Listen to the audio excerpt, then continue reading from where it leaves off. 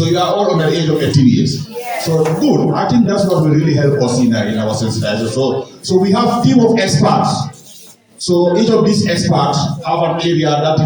he or she would like to discuss with you. So pay attention and also take note. So that whatever question or anything that you don't understand, you want to ask them, then at least it's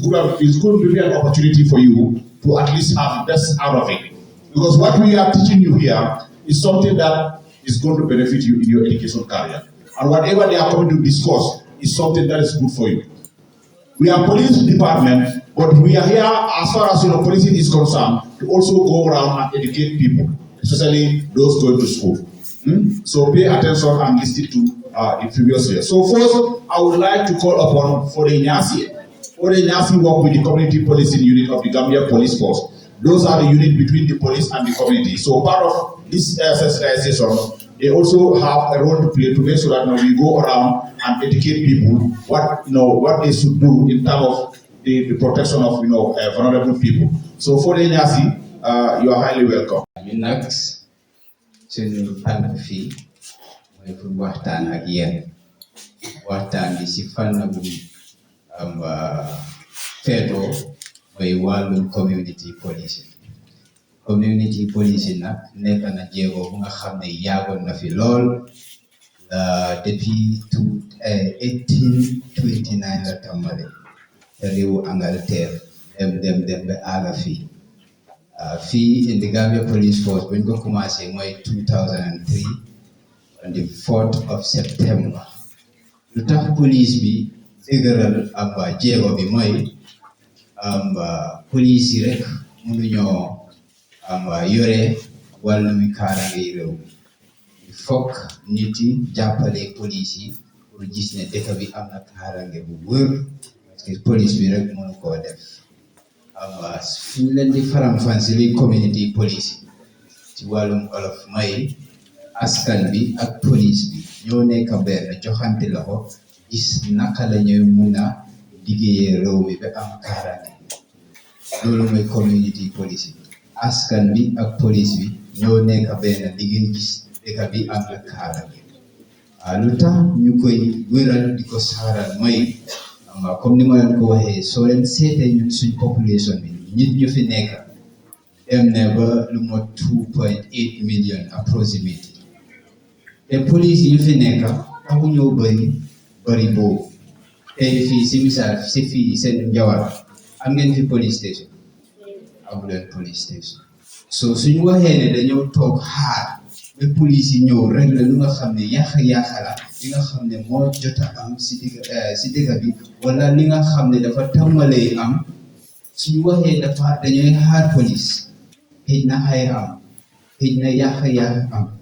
te lu Olof Njaay wax rek nga ko tuuru mun nañ koo kiyaat lu tuuru na ba pare mooy lu yàqu na ba pare mooy ne léegi buñ toog xaar ba yàq am suñ gisee dara tàmbalee di def li nga xam ne yàq lay doon loraange lay doon buñ toog téye suñ loxo nañ jël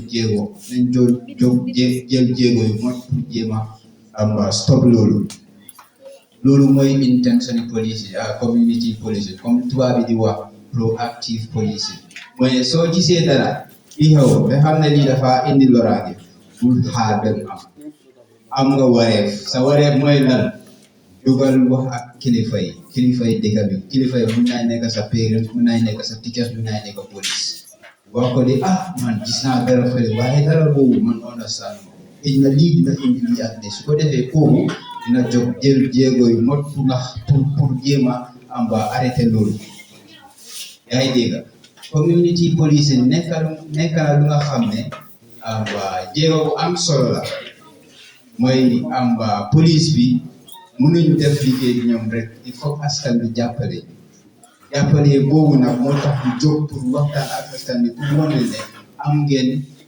wareef am ngeen responsibility seen responsibility bokk na si pour jóg jàppale police yi soo leen gisee lu nga xam ne baaxul bu leen noppi wax leen xibaari police yi bul noppi si kaw lu nga xam ne yàq te community policing am na ay importance am na ay njëriñ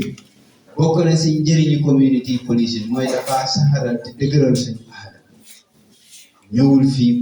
pour daaxal loolu parce que ñun ay der ñuul lañ dañu am aada dañu am cosaan ñëwul fii pour daaxal loolu bokk na si importance yi dafa yombal tasaare xibaar diggante police bi ak askan bi bokk na si njëriñ yi tamit dafa saxaral kóllëre bu nekk diggante police bi ak askan bi waaye nag daf dee mën a tax am askan bi pour ñu am ay wareef pour yëngu si affaire kaaraange yi réew mi daf dee farle tamit seen wareef ak seen warugar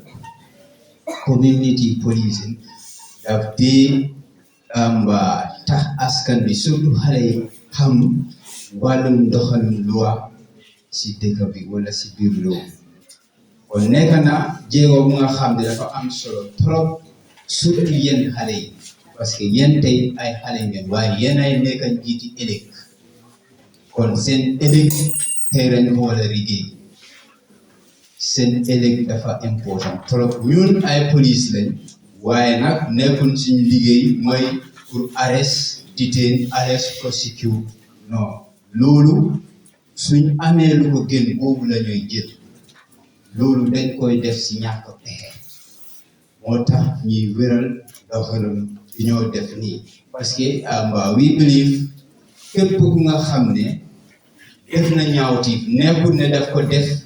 ngir daf ko tey am na ku nga xam ne def na ñaawtiif xëj na xamul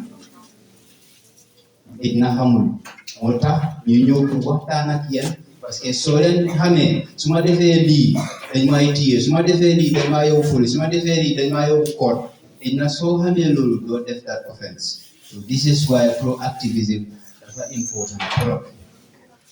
kon ñu ngi am appel yéen ay njiiti ëllëg pour ngeen bàyyee gannaaw anything bu nga xam ne fitna la anything bu nga xam ne dafa yaaxa seen ëllëg parce que seen ëllëg daf ñu ñor trop ñun bugga nañ yéen ëllëg soo leen aagee ñun fuñ egga ngeen paase ñun fuñ nekk ngeen nekk ay ministre nekk ay police nekk ay général nekk ay président nekk ay ministre ay ambassadeur loolu lañ bugga waaye bëgguñu ngeen nekk xale yi nga xam ne dañoo nekk si dëkk bi di tuutaay wala di nekk ay rancan di def nga xam ne naka sudul noonu bëgguñu loolu dañ bugga ngeen nekk njiit yu baax soo leen fa aagi moo tax ñu ñëw fii pour waxtaan ak yéen wax naa si njëriñu community policing leena mooy dafa farle seen wareef ak seen warugal yéen ñëpp ñu fi nekk képp ku fi nekk am na fi wareef am na fi warugal sa wareef sa warugal danga juddoo ak moom kenn waru la koo yàq muy police muy sa waajur muy këpp kenn waru la koo yàq let's say si misaal tey yow police jaay la doole mu def la naka sudul noonu mu tooñ la ba ñëpp xam ne kii daf ma tooñ nga foog ne kii police rek la daf ma jaay uniforme mënumaa def dara déedéet sa warugal yow yaa ko moom kenn waru la koo yaaxal te kenn nekk si kaw luwa police su la tooñee wala mu def lu nga xam ne àndul ak luwa am na béréb bu nga xam ne mun nga faa dem da nga am justice ñetti béréb la naa leen ko limal benn par benn ngeen déglu benn bi mooy ci police headquarters am na unit bu ñëw call human right and professional standard unit bi pour jubal police yi la police yi suñ defee naka sudul noonu lu nga xam ne àndul ak loi wala ndemee foofu dinañ leen déglu te dinañ jël jéego yu mot pour jox la yow sa déggal beneen bi mooy National Human Rights Commission boobu muy kóotu boobu tamit soo leen fa demee same thing ñetteel bi mooy office of the ombudsman soo leen fa aagee tamit dañ leen déglu balaa maa bamtu suma kàddu yi ma wax leen waat yéen ay jiiti ëllëg yéen ay kilifa yi ëllëg te ëllëg dafa ñor lépp lu nga xam ne dafa yàq seen ëllëg bu leen si dugal ay xale ngeen yi naa ngi dem school déglu leen seen teacher yi nekkuñ di leen jàngal what is science what is SES non dañ day jël seen time di leen advice jël leen ko boo leen demee kër tamit am nga seen ay waajur dañ leen di waxal suñ leen waxalee leen déglu su ko defee seen ëllëg ñu ngeen koo jot maa ngi leen di jërëm di leen sant jërëjëf. Wow, good. Comme suma boss ko waxee man si gender and child protection unit bi laa jógee By force, dañoo try to understand suñu waxee gender. You know, gender lan la umma. And when we say a child, who is a child? Foog ngeen understand suñu waxee gender mun naa nekk góor mun naa nekk jigéen. All right. So basically, gender li mu faram fànca kon dafa nekk loo xamante ne rôle yoo xamante ne yooyu lañ dee jël di ko attaché ne lii jigéen moo ko war a def lii góor moo ko war a def so soo xoolee anam boobu noonu gis nañ ne most of the crimes yoo xamante ne daf dee nekk gender based violence daf dee happen because of power imbalance xëy na fitna boobu noonu si kiñ ko jubante xëy na boromam doole bi néew na torop xëy na ki ko def crime boobu noonu ki moo def crime bi dafa vulnerable in a way that kii def crime bi dafa jël advantage of the vulnerability as a result mu def loo xamante ne àndul ak luwa so basically gis nañ ne tamit most of the gender based violence lu dee happen si jigéen ñi ak si xale yu jigéen ñi la dee dal bu baax xale yu góor yi daf leen dee dal waaye records wane na ne most of the gender based violence crimes are perpetrated on women and girls so lii daf dee happen because of what power imbalance bi comme nu ma ko waxee ak vulnerability so suñu waxtaan bi tey dinaa ko jubanteel si xale yu jigéen ñi parce que am na fitna bu bëri boo xamante ne dañ ko dee def xale yu jigéen ñi waaye xale yu jigéen ñi perhaps xamuñ ne li ñu leen def nii it's a crime or maybe amuñ sañ-sañ bi pour wax ko nit or ñu report ko bëri na si société bi xale yu jigéen ñi dañoo dëkkaat seen nijaay yi dëkkaat seen mag yi dëkkaat seen dëkkandoor yi si kër gi ñu leen a def loo xamante ne loolu luwaa nangu ko te it's a crime against xale bu jigéen boobu understand gis nañ mun ngaa dëkkaat sa nijaay si kër bi sax mu xool ne léegi yaa ngi mag yeneen saa yi mu xool a yónni la nga ñëw xam nga mu daal di la wax yow taay bi gaal na de stade di dóor sa wàll yeneen saa yi lu moo def stade taay sa ween yi ñu ngi so these are some of the things yoo xamante ne dañ leen koo def at the end of the day xam nga gis nañ situations yoo xamante ne da ngaa dëkkaa nit ki mu ngi laa xoolee beneen bët waaye because yow xale nga te suñu waxee xale kan mooy xale anyone koo xamante ne mu ngi below the age of 18 xale nga so soo nekkee xale mënuloo joxe consent for anything so comme nu ma ko doon waxee like a situation a scenario nijaay bi dafa dégg ak xale bi si benn kër waaye bés boobu nag kër bi ñu bëri nekkuñ fa xale bi waajuram bi ñeneen ñi yaay bi dem na marché papa bi dem na liggéey so lim def dafa yónni xale bi si bitik bu mu yónnee xale bi si bitik bi xale bi dem jëndal ko lu mu ko jëndal xale bi bu mu ñëwee xam na ne xale bi mu ngi ñëw dem mu dem dugal si néeg bi su ko defee xale bi si ñëwee bu fekk ko si néeg xale bi bu mu ñëwee rek koom-koom bu ndaw mu na fa ne aksi xale bi bu mu ko joxee li mu ko joxe mu dal di tëj bu tëj bu ndaw mu ne xale bi de noppi bu ko waxee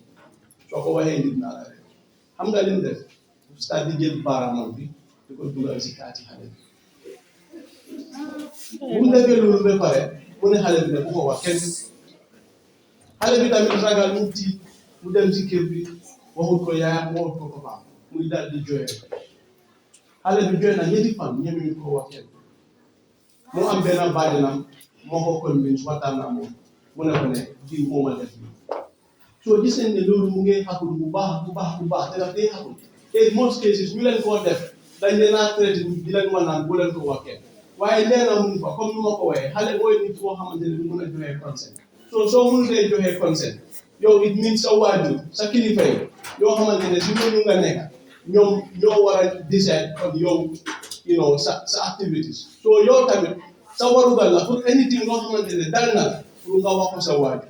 su dee nekkuloo ak sa waajur ci loxo nit nga nekk nit mu def la leneen si biti nga wax ko ci loxo ki nga nekk oo nga wax ko sa waajur waaye nga génn tey nit di stade di laal sa ween bi ngay reetaan waxuloo ko dara dem nga si kër bi waxuloo ko sa yaay waxuloo ko sa papa kooku continuer di def loolu noonu benn bés yaa ngi romba di dem school rek mu xool la mu ne la ne kaay mu jox la $50 mu ne la yow tay yaa ngi nekk bi gaal rek yow tamit ngay ree di dem rek beneen bés nga ñëw rek nga romba rek mu jox la $100 ah so gis nga boroma mu ngay jël advantage comme one na in most cases victims of gender-based violence then they are in a vulnerable situation so the perpetrator that they get advantage of that vulnerability mu def leen loo xamante ne at the end of the day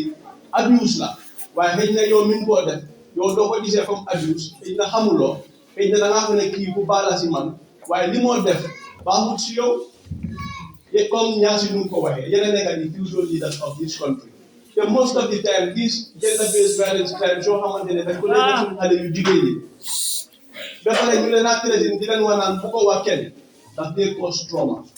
trauma boobu nag nga amee dara loo xamante ne dal na la waaw nga amee dara loo xamante ne dal na la te neexut la amuloo kenn ki ko war a yaa ngi téye loolu soo ñëwee classe sax doo mun a focus soo ñëwee school doo mun a focus so loolu moo tax li ngeen a wax mooy loi bi daf fi nekk pour aar leen loo xamante ne àndul ak loi kenn warul leen koo teg nit su leen tegee loo xamante ne àndul ak loi war ngeen a mun a am sañ-sañ bi pour ngeen wax ko seen waajur soo leen ko waxutee seen waajur si school bi ci cas yi ñu ngi ñoo xamante ne mun ngeen a óolu gaay sooy ñëw school bu la dee addu si yoon bi gis nañ scénario boo xamante ne xale bi moom suy dem school di ko dee addu si yoonu school la ko dee xaar xale bi su wàccee rek mu ne ma ne kaay xam nga mu def ko li mu ko def ba pare di ko wanaan bu ko wax kenn soo li ma leen naa wax mooy bu leen nangu yu demee loolu xale bu jigéen xale yu góor li leen war at this stage mooy jàng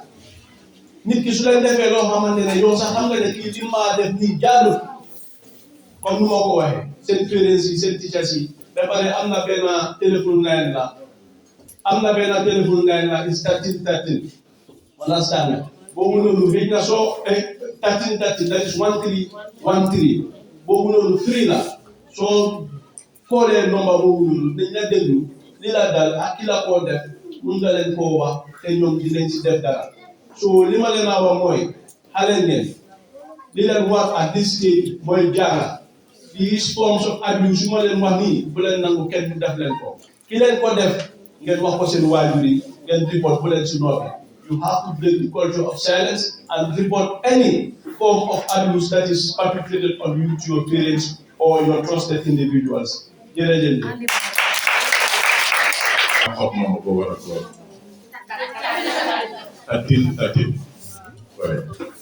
Okay, man suma kaaru dafa dem si affaire yi mobile. Ñaata student fii nii ñoo nekk di use mobile phone dafa bari so xam ngeen di usage of this mobile phone lan mooy njëriñi mobile phone lu tax ñu ko use for communication ok sa papa nekk passé nga call ko mu seen na school fee on your way nga dem nga pay sa school fee right but am nañ leneen do you know what we call car frequently dañ ko dee gis ci TikTok that's it, Instagram ak yeneen social media platforms right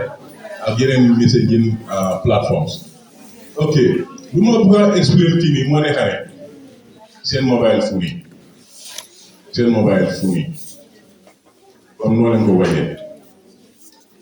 mobile phone amul benn disadvantage mobile phone advantage la am waaye yow mi ko nekk di use yow yaay choose how to use it da nga ko use boo xam ne daf laa njëriñ oo da nga ko use boo xam ne mën na laa yooloo ëllëg soo amee sa mobile phone nga am fa sa school timetable sa class subjects yi timetable on your mobile phone dafa laa dimbale ndax du la dimbale ma waree access sa mobile phone bi ma jël fa sa timetable o ma fekk fa school aid materials learning materials ma transfer ko ci suma phone bi dafa laa naxee ndax du la naxee but how about su ma tegee sa mobile phone bi ma fekk ko yow sa boppa yaa ngi nataal sa awra yaa ngi ko def sa mobile phone bi sa boyfriend bi mu ngi dëkka Banjul mu la seen awraam bi si smartphone bi di nga boy sa yaay mu gis ko lu tax daf laa roy so which means ne warul faa nekka at all. And secondly, mobile phone loolu nekk di use nii dañ ko dee mën a use pour connect ci internet bi and tamit mën nga koo use pour nga search nga Google yaa ngi ñoo am ci exams nga check subjects yoo xam ne is related to what you are doing nga def search nga mën a study wante mobile phone yow sa own mobile phone you are less than 18 years léegi ndaw la yow sa boppa nga amee fa sa own app si sa mobile bi muy góor muy jigéen ama bu keneen de yow sa own boss su ko police yi fekkoo si sa phone bi foofu noonu police yi du leen ne sa waajur yi tamit cybercrime and digital forensic lab unit mu ngi Banjul police headquarters du ko dee allow du ko dee accept secondly accepting tamit soo leen naa post picture on your status ay sol dress boo xam ne mu ngi tay si sa yaram bi yaa ngi sol loo xam ne sexually dafa attract ñi nga def ko status before ngay post any picture, any data, any personal information on any messaging platform or social media platform. Danga ko seetaan na nekk loo xam ne yow soo ko siyaayee nga seet ko keneen su nekkee di wóor si diggante sa waajur yi su ko gisee du leen naxaay right now mu ngi xam wala nay di jox benn scénario tamit dañ ko dee am all the time si suñ office yi in Banjul dañoo toog mbir ñoo explain waaye mostly xale yu jigéen yi la dee daal this is what we call grooming gis nit koo xam ne dafa nekk far away mu send a request nga accept ko alors di laay ngi waxtaan ak yow léegi mu laaj la yow sa ween yi naka lay mel yow soo laalee sa meen bi naka dee am feeling nga dooree am feeling yow ma seet yow da dee war sa jaafi nga dooree war sa jaafi seen ma ko moo xool am na ñoo xam ne dina ko wax waaye anybody koo xam ne yaa ngi waxtaan ak moom mu laa seen message yi yoo xam ne daf laa lead to something loo xam ne baaxul blogal boobu anybody koo xam ne yaa ngi message ak moom muy góor muy jigéen mu laa seen stickers di la seen taat di la seen email di la seen loo xam ne sa yaay su ko gisee daf ko naat block one secondly trial nga identify ku la seen lii la ku la xam la la sa mbokk la la sa stranger la also try to know ku la ko seen nga yow rek la ko nekk di seen nga mun koo seen different people nga jël information bii nii yëpp nga report si seen parents si ou si seen school si so scenario bu ma ko expliqué moo nekk ne Facebook if you are using Facebook don't accept request boo xam ne amuloo borom comme noonu possible de la seen request nga accept ko yéen a ngi amee nataal si seen Facebook plateforme dañoo jël sa nataal ñu jël sa kanam bi ñu jël ko ñu transform ko ñu modify ko beneen body ñu jël ko ñu post ko si sa Facebook timeline bi ñu call la yow seetal la moo nekk sa Facebook a dugga nga login nga seet nga gis ne yow sa kanam bi la yaa ngi def taati neen yow mosuloo remember mais mus ngaa seen nit picture boo xam ne def nga fa taati neen nekkee picture su loolu xamu ne lu ñu laa wax mooy ne soo buggee lii ñu report ko Facebook si concerned authorities yi service providers yi da ngaa nit lu nga simee ko taati neen yaram yi neen nga nataal sa boppa nga seetlu ko soo defee loolu nga seetlu ko dañoo toog 2-3 minutes ñu call la waa seetlu ko Facebook yii yëpp laay ne ko waaye gars yi ne léegi da nga war a vidéo sa boppa nga def taati neen tuutul bil sa tànka bi dafa sa loolu sa biir taat bi nga vidéo sa boppa nga seetlu ko few days later dañoo jël vidéo boobu noonu ñu seen loxo laaj la xaalis soo fee xaalis boobu noonu su nekkee ne am nañ sa friend boo xam ne moom ñu ko add friend si Facebook mun nañ laa test ñu seen boobu noonu sa nataali taati neen boobu nga dem loolu mu nekk di sàkkuli si biir dëkk bi nga dem ba 20 years later nga ñëw nekk headmaster nga toog rek nataal yu noonu muy génnaat lan ngay fiil nga dem ba am doom sa doom yi ñu si school si yow yaa ngi liggéey sa doom yi suñu demee school seen classmate di lay wax gis nañ sa papa taati nee naa gis nañ sa yaay taataal bi si internet bi la ngeen naa fiil loolu su loolu la ne mun ngaa rey sa boppa mun ngaa dem rey sa boppa because of trauma bi ak distress bi boo xam ne daf koo inculcate into your brain soo ko antamu de mun ngaa rey sa boppa so it's an offense nga war a amee explicit photos videos ci sa mobile phone is not in line with the law as far as you are a children under 18 years old. The only thing that you need on your mobile phone is learning materials. Other than that, so leneen loo xam ne is naked picture or photo of any individual, the person have a case against you. You are liable for a crime. Su nekkee ne am na ñoo xam ne yéen a ko amee si seen mobile yi fii nii, please try leen ko ngeen delete ko with immediate effect et bu mu fa mos a nekka because the moment the police realize that it's with you guys, we will question you. And also bu leen mos a dem seeti nit yéen kenn koo xam ne da ngeen mitante moom online nga mitante nit online muy WhatsApp muy Messenger muy TikTok the person call you to say the Sénégal la jógee am une Farafenni you decided to go alone yow kenn bu ko mos a def. Don't go and visit someone that you met online alone. Ngeen bàyyi farantu to concentrate on your education. Understand? Thank you so much. Man si fana bu may wax mooy fana yi loi wax nañ ñu fii ne dañ laajte kan mooy xale foo dee wax nañu ama jiba wax nañu ne anyone from 0 to 18 mooy xale waaye léegi man lu ma bëgg a laajte mooy kan moo mun a def kafaar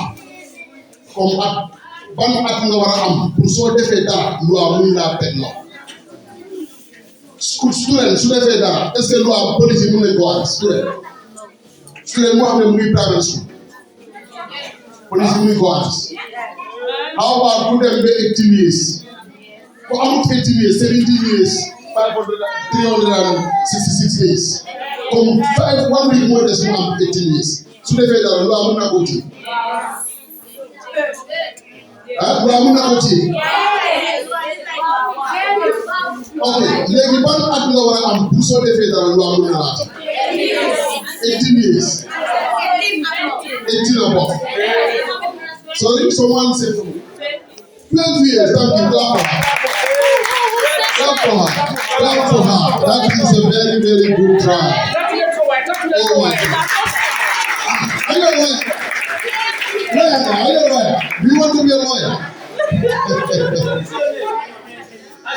honey thank you very much 12 years so 200 is as young as 12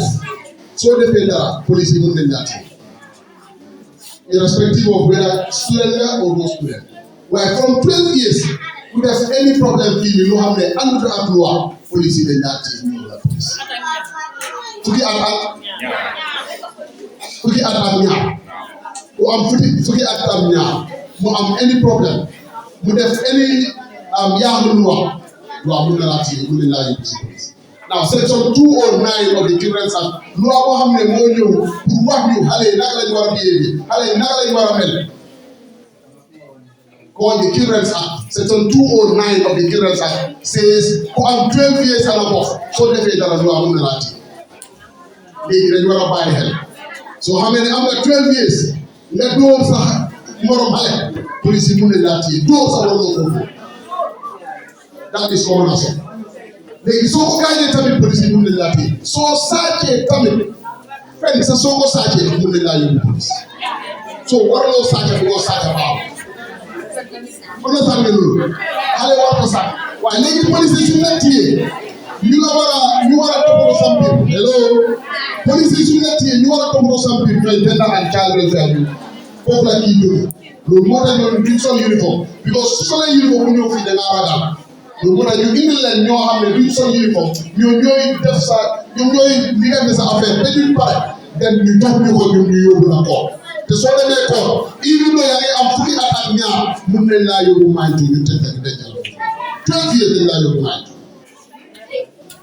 so xale warta sàcca xale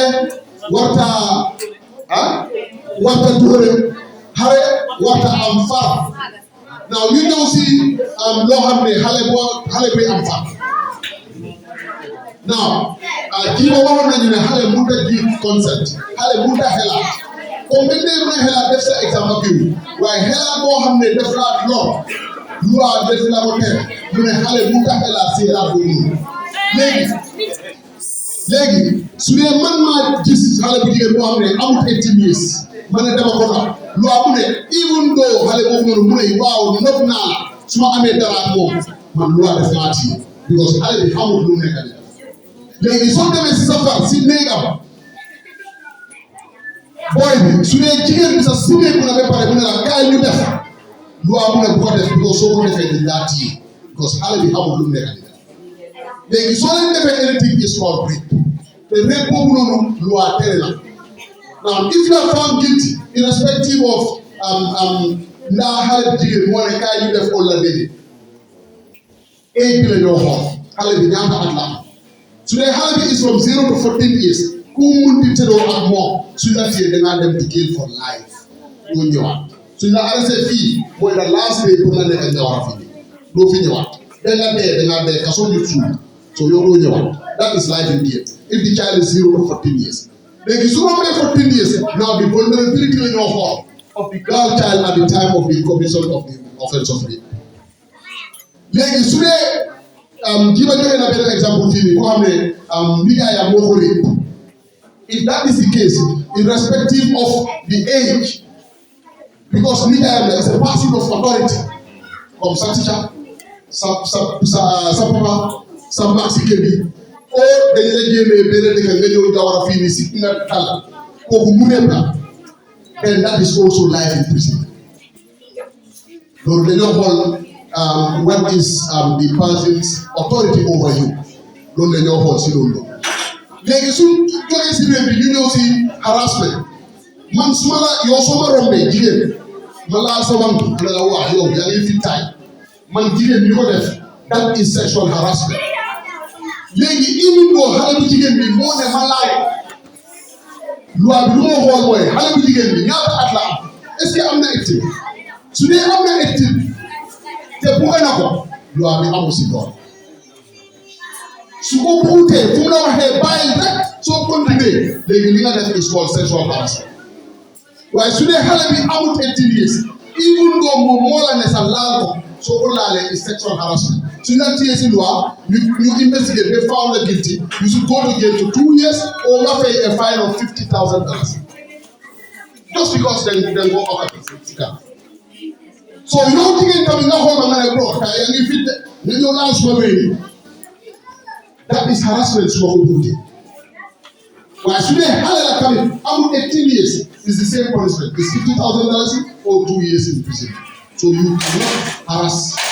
sexual harassment is not acceptable in schools or in our homes or anywhere now if we go past that we don't see the way child marriage anyone that is a child 0 to 18 cannot get married So Munda get married because Munda have consent to marry. Also Munda Ampa also cannot have sex. Any sex within that is rape. Clear.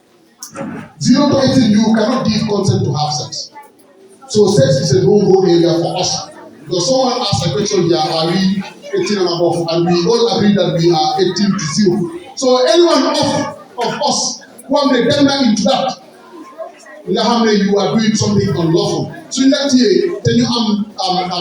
evidence against you, then you are going to jail. Because sex is not for children. You cannot go into it. That means children cannot marry.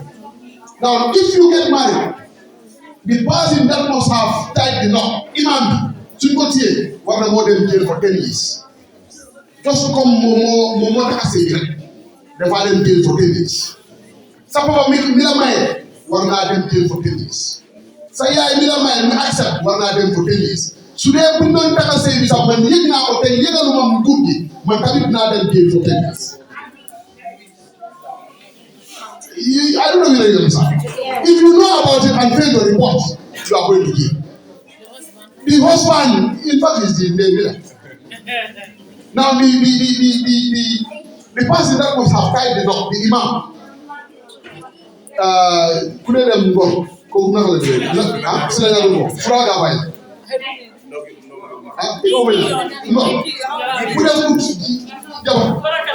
Exactly. That one you also go to jail for 10 years.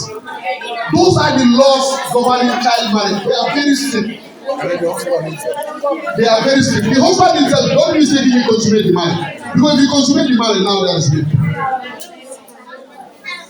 If you consummate the marriage, then now there is rape. So children cannot get married because they don't have the legal authority to give consent, whether to have sex or not. So they cannot actually get married. You get the point? So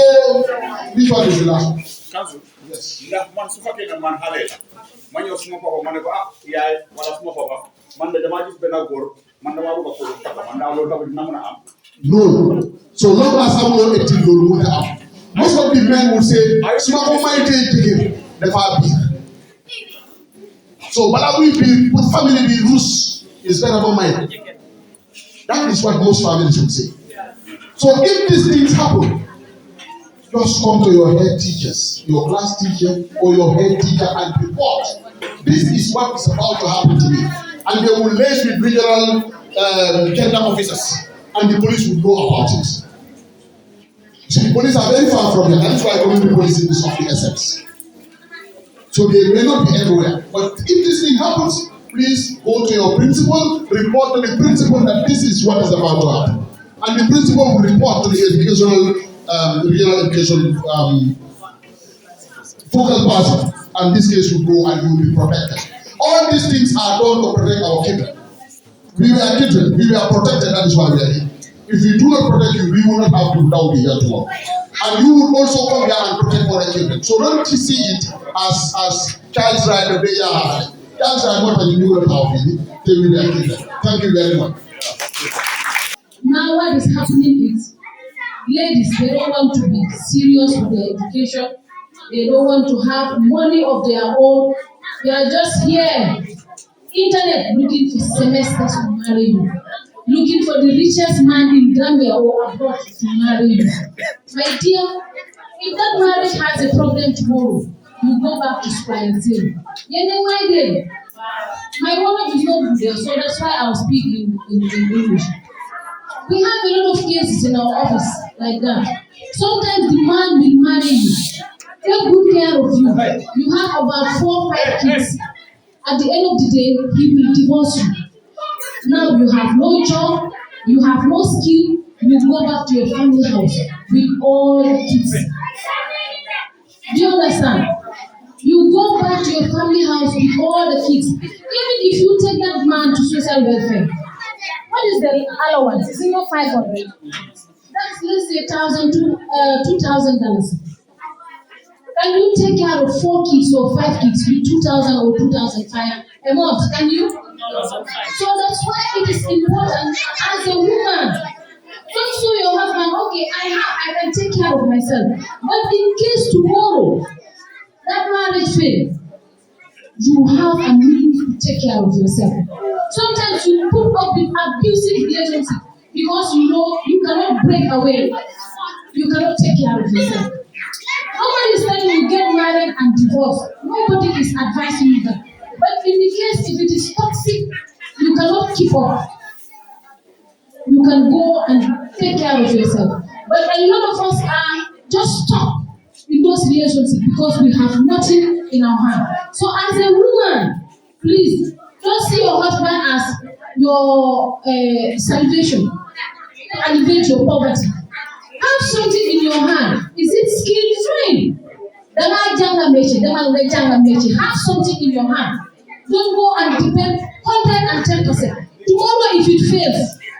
you will struggle, my dear. Do you understand? Yeah. So please take care of your education and make sure you learn. Go to university. Pick up good job. How many of you want to be president of this country? Ministers, doctors, lawyers here. Huh? You cannot get there if you are not serious with your education. So you are not bad. You know the most serious cases and issues regarding to gender-based violence. Not banned. And then child marriage uncountable. And then pregnancy. Ale in your woman, you and Biral, Barina. Ale in your rape, Barina. Man is a general focal passing. But every day in a case, there will be a letter, send letters, police officers in the shop. I'm not police officers you have there. Anyway, I'm the police station you have they help others when I send they ignore because they are tired babies. Why? Problem here not very not. So this is a school B tamin very not. So Thailand again advice get advice at bigger need them. Jangalen ici, jangalen mobile in a main c'est le problème yo pas on mobile parce que qu'est-ce qui va ici fille ba ina top comme jawa so ni ma leen advice mooy madame Diatta loolu la leen wax si àndale fii jàngaleen ku ëllëg ngeen mën a nekk mag ëllëg dañ leen a dimbale rek waaye ba pare seen community bi is the problem suñ bi ko kees ñoom community bi yaay yi papa yi ñoo cee toog masra bi ñoo cee toog soo leen ñoo ko police bi ñangoo dëgg dañoo ñëw dina la vidéo naa gis fekk yow dem nga ba sooy ci gis dina isi ay problème bi yëpp yaay la ak papa yi si community bi la community bi soo si du not bad foo report case rek community bi yoo ko yaa benn problème rek lañ am boo xam ne police moo ko cause waaye nag gi si des yëpp community bi ñoom suñ reporté rek yaa xam gis ñoom ñu ne déedéet ñu sax dañ ko bi doo man ak kii ñoo bokk suñ famille bi ñii ne wala nga report case am na action buñ fi jël rek yóbbu ko tëj ko dëkk boobu jigéen bu fa dëkk kenn tuddatu si dëkk ku nuyu doo ko fekk am nga loolu dafa nekk soo yéen nag jox nañ leen nomba bi 13 ifin balaa man sax yéen dina war a mën a reporter seen bopp mu ngeen a ko 13 reporter seen bopp seen kees yi ñu ñëw sol problème man bii di sol problème bi sax léeg-léeg damaa am ak ñoom problème parce que ñoom duñ bëgg a dégg dëgg ñoom ñëpp noonu pour seen dëkk bi problème yi fi xew yëpp seen famille members community si ñu ci toog kenn namul ko wax soo waxee duñ la fay wax dëgg soo xoolee Monas Club du la wax dëgg soo xoolee SMC Chia du la wax dëgg soo xoolee principal yi sax léeg-léeg dañ lay toog ci gis am na ñu lay report yu bari waaye léeg-léeg am na ñoo ne duñ ko def ko soo laajee ci tas duñ la waxal soo am na yóbbu ci suñ saay dëgg soo li ne la ñaan rek yóbbu suñ saay soo li ne la ñaan déglu leen seen advice yéen ci seen bopp yéen a war a am fayda jàpp seen jànga moytu góor yi ngeen xam ne ñu ngi topp pour yaaxal leen seen àdduna bu la may la $50 ne la bul ko wax xamal ne kooku delloo ko xaalisam nga ne ko bul ko wax soo déggee maa ngi la may $50 waaye bul ko wax noppi xamal ne kooku may na ko ci mbaax dafa ko may pour caaxaane la delloo ko xaalisam soo gisee loola yuuxu ko sax pour kooku bàyyi waaye ngay ñu la def lu bon nga koy nëbba di daw di nëbbatu doo ko jëmee wax that culture of silence bàyyi leen ko lu leen metti tey gaañ leen wala ñu loo leen wax leen report ko sa yaay sa papa sa alkaalo bi mu fa chief baan fa mun ngaa dem si principal bi mun ngaa dem si teacher bi wala sa xarit koo xam ne soo ko waxee na mun a soog a problème so ñu gën a ñaan di gërëm police bu baax seen dimbal seen taxawaay because ñoom ñoo ñu dee dimbal enforce boobu di suñu dara ngeen jëf li ma bëgg a wax moom mooy ne masala bi dafa yaa nga dégg alright tey soo naree jos te comme ça lu ko waxee rek da ngay gis ne ne yow da nga bëgg a tas suñu famille bi understand yoo xam loo kii it's a very important individual kii moo nekk di dimbale family nii and nii alright but one thing I will want you to understand your body is your body. That psychological trauma that you are undergoing, or you might even go with it for the rest of your life. Your mother is not the one going through. Your father is not the one going through. Your alkali is not the one going through. The community is not the one going through. This is you. It's about you, yourself. So you have to come out and speak. Right? Your body belongs to you. Nobody have the right to abuse your body. Is that clear? So that culture of keeping silence, don't accept it. Always speak out. Moo forcé ba mu dafa dem sëy ba école mu daw mu génn kër bi mu dem may boppam góor la ñuy téye wala jigéen bi. Kii lu ñoo xool mooy jigéen bi at that time ñaata at la am su dee amul 18 ba léegi góor la ñoo téye because jigéen bi is vulnerable at this time. So góor bi dafa war a daw mu ne moo ko def. Su amee 12 years ñu ko dee yóbbu prison. Bu yaaxal loi fekk am na 12 years and above. Loi su la jàppee da ngaa dem prison da ngaa dem kaso waaye doo dem si kaso boo xam ne foofu la mag yi dee dem non da ngaa dem kaso boo xam ne xale yi foofu lañ dee dem kaso boobu mooy moo tudd naka juvenile very well clap for yourself. So fu mu nee xool mooy li nga saata what is the value of what you stole so value bi su demee ba $50 and above léegi dama doon fay yëfi pen maybe there are, I'm not sure there is a pen that is up to $50 in the Gambia. But if you stole a book, the value of the book is $50 and above, you can be sent to jail for 5 years. So small a picture, you know picture? Yeah. If you see a picture or a hen, what is that? You go around and steal hen, you can go to jail for 5 years. Just because you stole a hen. So stealing is prohibited, it's a crime. You go to the principal's office, the principal is not in there. You steal his dictionary because you need it. Don't do the flower just go further because you need the dictionary. No, that is stealing. Yeah? If you are caught and you are taken to one police station and they investigate and realize that you actually stole the dictionary, you will go to jail for 5 years or above. It's theft. So stealing that one no further. I also have a question for our barrister. What are the laws that we have in the Gambia that protect women and children? We have a lot of laws. We have the Sexual Offences Act, it protects women and children. We have the Women's Act, it protects women and children. We have the Domestic Violence Act, it also protects women and children. We also have the Children's Act, that is the main one. And Section 3 of the Children's Act talks about best interest of the child. That is the child's best interest. It's to go to school, not to be in the house at this time. That is your interest. So whatever we do, don't let you abide. What is the best interest of the child? Is the child's interest to be in school or to be in the house? The child's interest is to be in school. So we must try to define what is the interest of the child all the time. And we must act in that line, the best interest of the child all the time. This is a very important topic that we need to put to our students to understand. I'm a teacher in the primary school, where most of the times I give them this advice. Both on assemblies and in class, they don't have anything that they can offer to you.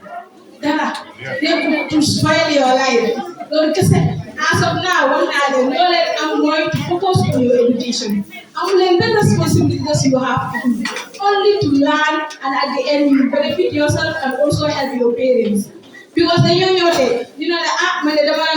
you might have $50. See, you don't have any $100. See, next day, then you have no more phone. So that is how it started. Man, every time I do tell them as a milligram, go read a guy, focus on your education. To know